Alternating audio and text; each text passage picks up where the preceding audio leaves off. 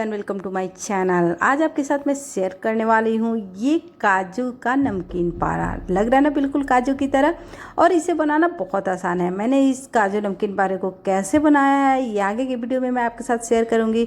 तो वीडियो में आगे बढ़ने से पहले मेरे चैनल को सब्सक्राइब कीजिएगा और वीडियो अच्छी लगे तो लाइक और शेयर कीजिएगा। वीडियो के अंत में यानी कि अपने फीडबैक कॉमेंट करना बिल्कुल नहीं भूलिएगा, और इसे स्टेप बाय स्टेप देखिएगा तो समझ में आएगा, क्योंकि इसमें जितनी भी क्वांटिटी मैंने ली है, जो भी मात्रा मैंने ली है वो बिल्कुल परफेक्ट होना चाहिए, तभी आपके काजू नमक पारे जो है वो अच्छे बन पाएंगे। तो चलिए इसको स्टेप बाय स्टेप फॉलो करते हैं। तो यहाँ पे देखिए मैंने आटा ले लिया है, जितनी क्वांटिटी में आपको बनाना हो। यहाँ पे मैंने 2 छोटे बोल लिया है और इसमें डालूंगी मैं कलौंजी। इसको इस तरह घिस करके डालने से क्या होता है कि इसका फ्लेवर अच्छा आता है। उसके बाद मैंने यहाँ अजवाइन लिया है 1 टीस्पून, और इसको भी इसमें हम डाल देंगे। ये देखिए, अब इसमें हम डालेंगे थोड़ा सा सॉल्ट।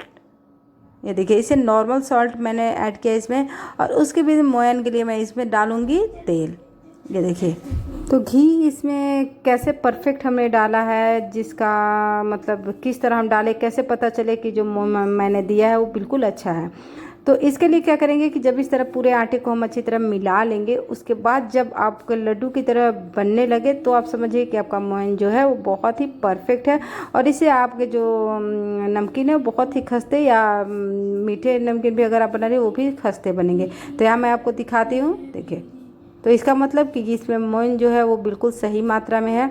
अब इसको हम थोड़ा थोड़ा पानी डाल के और गूंद देंगे। ध्यान रखना है कि इसका जो डो है बहुत हार्ड भी नहीं होना चाहिए, बहुत सॉफ्ट भी नहीं होना चाहिए। नॉर्मल सा डो हम इसका तैयार करेंगे, थोड़ा सा हार्ड रहेगा ये सिर्फ।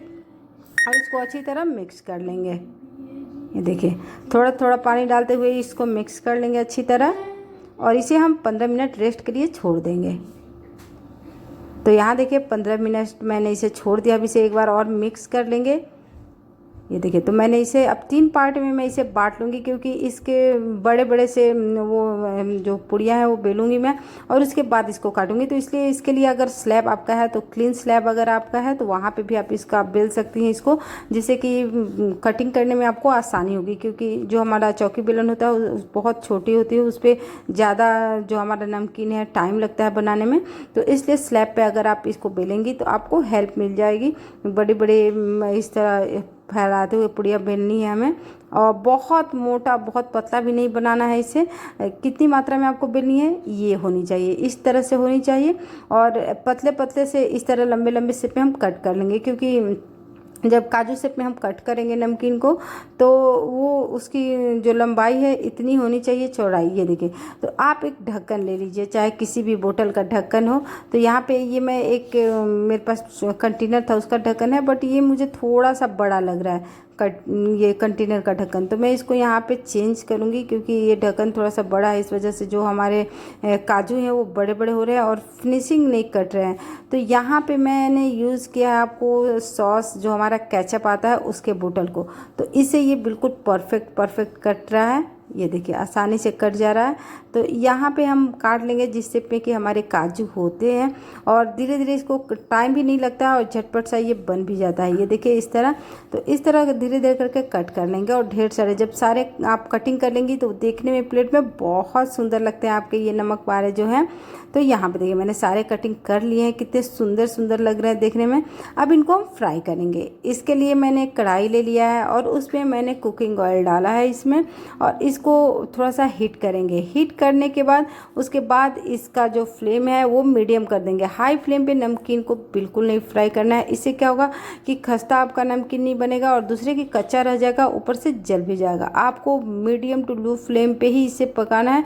थोड़ा सा टाइम लगेगा इसको फ्राई करने में, लेकिन ये बहुत ही खस्ता बनेगा, और साथ ही इसका कलर जो है वो भी डीप नहीं होगा, बिल्कुल मार्केट में जिस तरह से मिलता है उस टाइप से।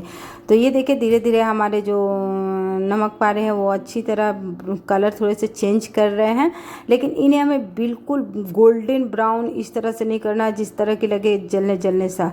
आपको बस इसे लाइट कलर ही रहेगा, और लाइट कलर अगर आप चाहती हैं कि इसका रहे मार्केट जैसा, तो उसके लिए आपको मीडियम टू लो फ्लेम पे ही इसको तलना पड़ेगा, थोड़ा सा टाइम लगेगा। तो यहाँ पे देखिए हमारा जो ये नमक पारा इसका कलर चेंज हो गया, ये बिल्कुल परफेक्ट फ्राई हो गया।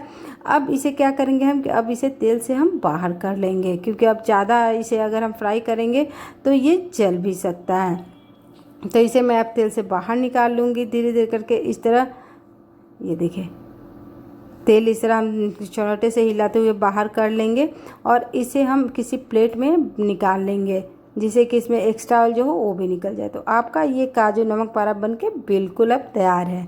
तो ये देखिए देखने में कितना अच्छा लग रहा है, कितना क्रंची है। और ये जब भी आपको कुछ खाने मन करे और ख़ास तौर से चाय के साथ, तो फिर क्या बात हो जाएगी। तो चलिए अब आपको ये मेरे नमक पारे कैसे लगे काजू वाले, बहुत जल्द मैं इसके मसाले वाले भी शेयर करने वाली हूँ, लेकिन अभी आपके साथ मैं यही शेयर करूँगी। तो आपको कैसे लगे कमेंट करके बताइएगा। वीडियो अच्छी लगी होगी तो लाइक और शेयर कीजिएगा। चैनल को मेरे अभी तक आप सब्सक्राइब नहीं किए हैं तो फिर देर किस बात की, जल्दी से सब्सक्राइब कर लीजिए। तो चलिए किसी नए यूनिक और भी इंटरेस्टिंग वीडियो लेकर आपसे फिर मिलेंगे। तब तक के लिए बाय, टेक केयर।